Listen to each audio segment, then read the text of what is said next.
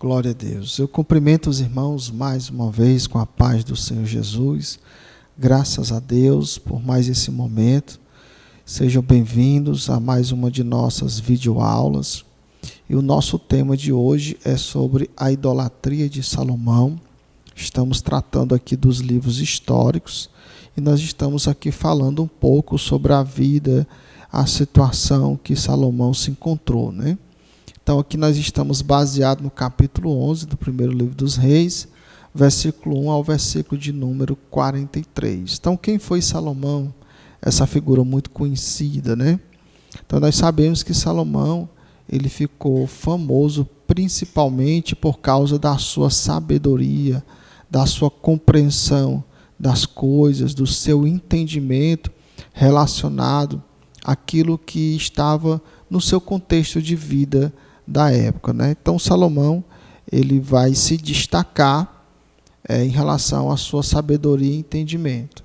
Só que Salomão, ele casou com diversas mulheres, ele teve diversos casamentos, e em sua maioria, esses casamentos, na realidade, eram acordos políticos, né? E esses casamentos, eles tinham um objetivo, é claro, né? Que era manter aí a paz entre Israel e as nações vizinhas. Uma vez Salomão casando com as princesas, né, filhas dos reis, que ali viviam ao redor de Israel, em nenhum momento eles iriam guerrear entre si. Então a ideia de casar-se com essas mulheres era questão meramente política, né? Era uma estratégia boa? Era uma estratégia de uma pessoa inteligente? Sim. Porém, isso vai acarretar em um prejuízo na vida de Salomão, né? Então, apesar da estratégia aí adotada por ele, que aos olhos de muitos foi uma solução inteligente, mas foi uma desobediência de Salomão. E essa desobediência aí o levou aqui ao pecado da idolatria. Então Salomão desobedeceu, não era permissão de Deus que Salomão casasse com diversas mulheres, né? O que isto significava diante de Deus? Como Deus viu essa atitude de Salomão, né? E qual foi o resultado disso? Nós vimos aí que o resultado disso foi a idolatria. Salomão acabou adorando outros deuses, né? Então, a idolatria, naquele momento ali, era um dos pecados mais comuns que existia. As nações vizinhas, principalmente, que viviam ali próximo a Israel, eram todas idólatras, fazia parte da cultura religiosa daquelas pessoas, daqueles povos, a idolatria, a crença em várias divindades e assim por diante, né? Porém, Deus nunca tolerou esse pecado aí entre o seu povo. O fato das nações vizinhas serem nações idólatras não significava que Deus concordava com isso. Ou seja, Deus se irou-se contra Salomão quando ele vai seguir o comportamento religioso aí dessas mulheres, né? Então nós vimos aqui um texto do primeiro livro dos Reis, capítulo 11, versículo 3 e 4, que diz que Salomão ele tinha 700 mulheres, né? Eram princesas e 300 concubinas, e suas mulheres lhe perverteram o coração. Olha só, né? Quem perverteu o coração de Salomão? Foram os seus conselheiros? De forma nenhuma. Foram os seus amigos? De forma nenhuma. Quem perverteu seus corações? Foram as mulheres das quais ele casou, que eram mulheres que tinham uma origem pagã ou no paganismo, eram mulheres idólatras, né? O texto continua dizendo, porque sucedeu que no tempo da velhice de Salomão, suas mulheres lhe perverteram o coração para seguir outros deuses. Então, em que momento da história de Salomão ele se tornou um idólatra, né? Em que momento o seu coração foi pervertido, foi contrariado, ele desviou o seu coração de Deus? Em que momento da sua vida? Foi nos dias da sua velhice. Então ele passou pela sua juventude e quando chegou na sua velhice, ele acabou que cedendo aí talvez às pressões de suas mulheres e acabou que o seu coração foi pervertido, né? Então Deus sabia o quanto o coração dos israelitas eram fáceis de ser pervertido. Deus, ele é conhecedor de todas as coisas, ele é sabedor de tudo, né? Tudo está diante dele, o passado, o presente e também o futuro. Então Deus sabia que os israelitas, eles eram fáceis de ser enganados, eram fáceis de ser iludidos, né? Eram fáceis de ser ludibriados. Então, por isso Deus ele vai advertir o seu povo para que eles não casassem com mulheres das nações vizinhas. Por que isso, né?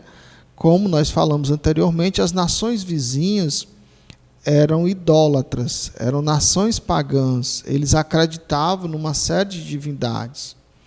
Uma vez o povo de Israel se envolvendo com essas nações, através do casamento, Deus sabia que eles, os homens, né, iam ser pervertidos seus corações. Por isso que ele vai dizer no capítulo 11, versículo 1, não chegareis a elas, e elas não chegarão a vocês. De outra forma, perverterão o vosso coração, para seguir os seus deuses. Então, antes de haver algum tipo de aproximação do povo de Israel em relação às nações vizinhas, nessa questão de matrimônio, Deus já havia dito, já tinha advertido o seu povo, né?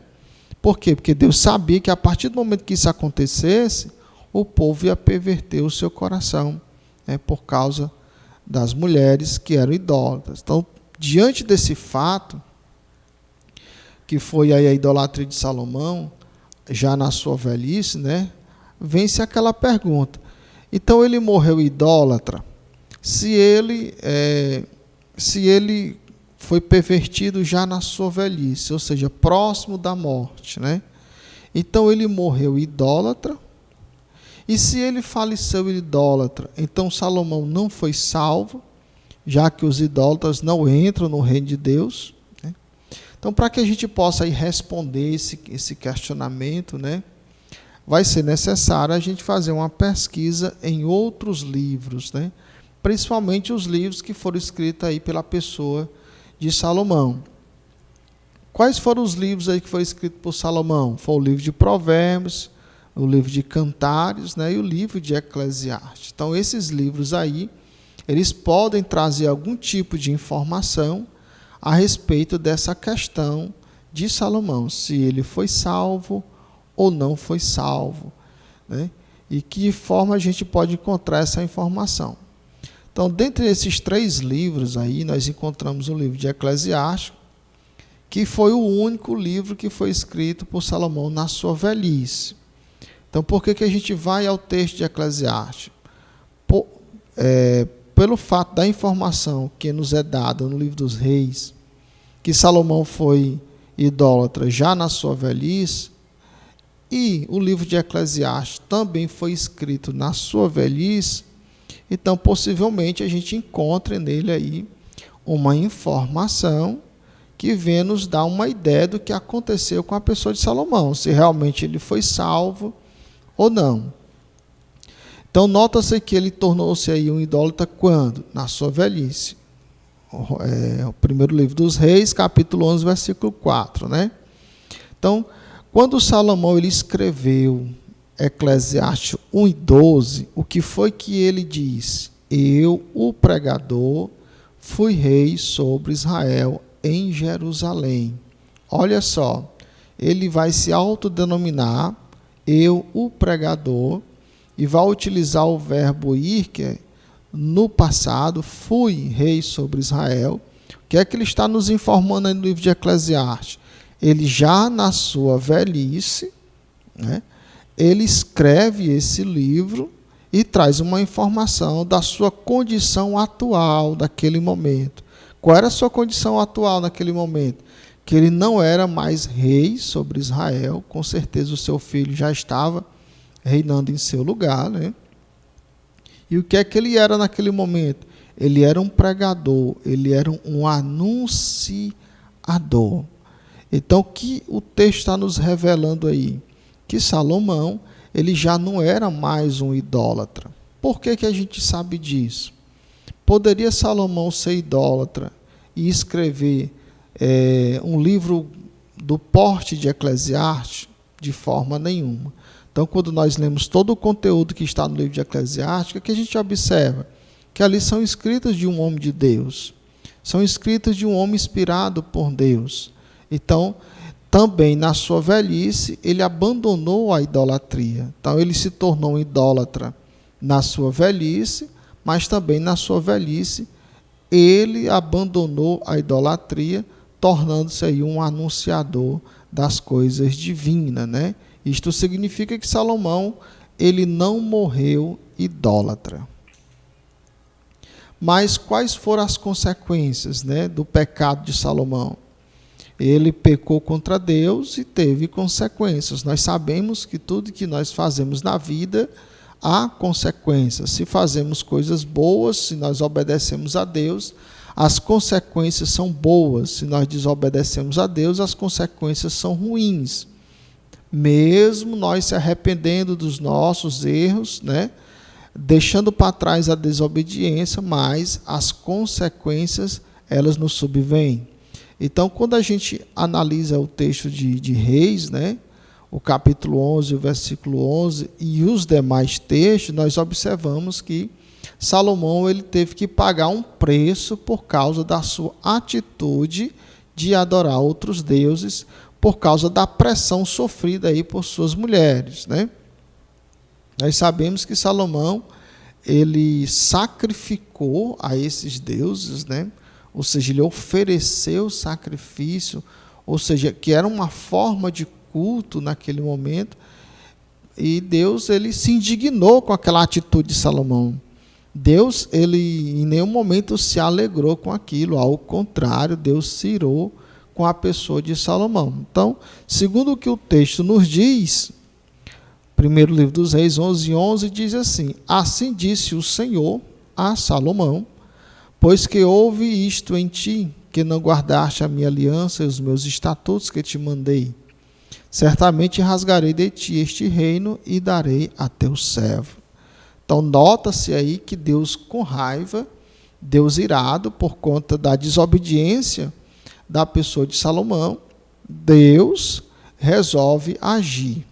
Primeiro, Deus exorta ele, chama a sua atenção, questionando o que foi que houve com ele, para que ele pudesse ter desobedecido ao Senhor, ter quebrado a aliança que ele tinha com Deus, né? E em seguida Deus mostra quais seriam as consequências disso. O reino de Israel, que naquele momento estava nas mãos de Salomão, ia ser rasgado, ou seja, ia ser dividido, né? Ia ser entregue a uma pessoa, né, que era o servo dele. Isso seria as consequências aí do pecado da pessoa de Salomão. Então, a gente nota, a gente percebe que Deus falou com Salomão. Se Deus falou com Salomão, então foi nesse momento aí que Salomão possivelmente reconheceu e vai se arrepender do seu pecado, apesar de que isso não está registrado. A gente vai entender dessa forma por conta do texto de Eclesiastes, né? Mas já que Deus falou com Salomão, então com certeza ele caiu em si. Por isso que ele vai se transformar num pregador, num anunciador das coisas divinas, né? Mas o preço, e ele ia ter que sofrer.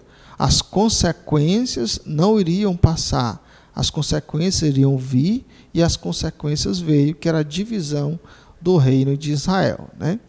Então, essa divisão aí das tribos, né, que eram as tribos de Israel, era composta de 12, né? A partir de que momento essa divisão veio, né? Essa divisão veio com a morte de Salomão. A partir do momento que Salomão morre, né, então as 12 tribos elas vão se dividir. Então, essa divisão aí do reino não seria a única consequência, né? Deus levantou aí 3 homens para ser adversário de Israel, que foi o Hadad, o que era um edomeu, o Rezon e Jeroboão, que era o filho de Nabate, que era um efrateu, né? Então essas pessoas aí também se levantaram contra a nação de Israel, que era uma consequência também do pecado de Salomão. Aqui a gente vai ver em relação à separação dessas tribos, né? Nós sabemos que as tribos de Israel era composta de 12 tribos, todas descendentes de Abraão, de Isaac e de Jacó, principalmente, né? E a gente vai ver como foi que isso se deu, né? Então a nação de Israel ela permaneceu unida durante o reinado de Saul até o reinado de Salomão. Isso foi um período de aproximadamente 120 anos. Então, por 120 anos, as 12 tribos permaneceram unidas, andando junto, sendo governada aí por apenas um rei, né? Por apenas uma pessoa. Salomão, assim como os reis, né, Saul e Davi, reinou por 40 anos aí sobre as 12 tribos de Israel. Com a morte de Salomão, surgiu quem? O seu filho, aí, o Roboão, né? Então, Roboão assume o trono de Israel. Acreditamos que ele já reinava no lugar de Salomão de uma forma indireta, né? Antes mesmo da morte de Salomão. Então, Roboão, ele tinha um problema, ele não era tão sábio quanto o seu pai, né? Ele não tinha um entendimento como o seu pai tinha das coisas. Ou seja, a sua sabedoria não chegava aí que nem a sabedoria de seu pai. Por que a gente vai entender isso? Porque ele vai dar ouvido aí aos menos experientes, né? Que eram pessoas jovens, eram pessoas menos experientes do que os anciãos que estavam ali com o seu pai, Salomão, sempre aconselhando para o bem, apontando a coisa certa, né? Então, ele vai dar ouvido àquelas pessoas que não tinham experiência nenhuma sobre o assunto, né? Então, ele vai decidir baseado nos conselhos que ele vai tomar, e ele vai decidir ser o quê? Ser mais duro, né? Ele vai cobrar mais impostos do povo. Esse era o conselho que a ele foi dado, Roboão. Se Salomão cobrava impostos altos, ele iria praticamente dobrar esses impostos, né? Iria explorar muito mais o povo. E ele achava que estava indo no caminho certo, né? Ele achava que estava indo aí na direção correta. Então, nota-se aí que realmente ele não era tão sábio como o seu pai. Então, o povo de Israel, o povo percebendo aí que Roboão não lhe deu ouvidos, né? Então, o que foi que aconteceu? O rompimento, né? O rompimento ele vai surgir aí. Então, o rompimento das tribos surge nessa decisão impensada, né, de Roboão, né? Então, as 10 tribos decidiram romper com Roboão e fizeram aí de Jeroboão, que era o filho de Nebate, né? Rei sobre eles, né? No capítulo 12 a gente vê essas informações. E isso vai, na realidade, cumprir uma profecia. Essa profecia foi profetizada e foi dita pelo profeta Aías, né? E essa profecia, ela diz o quê, né? Nós encontramos ela no primeiro livro dos Reis, capítulo 11, versículo 30 e versículo 31, que diz assim: E Aías pegou na roupa nova que tinha sobre si e a rasgou em 12 pedaços, simbolizando aí as 12 tribos, né?